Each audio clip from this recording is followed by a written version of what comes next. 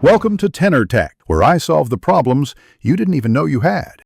You start by preparing the environment. Install and pin data miner, then open the exact page you plan to scrape. Once done, make sure dynamic content has finished loading. This avoids missing rows. Next, check extension permissions so selectors can access the DOM.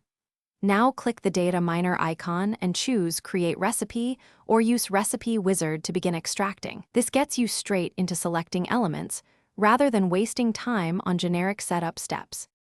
Next, you build the extraction recipe. Use the on-screen selector to click a representative row or field. Data miner will propose CSS or XPath.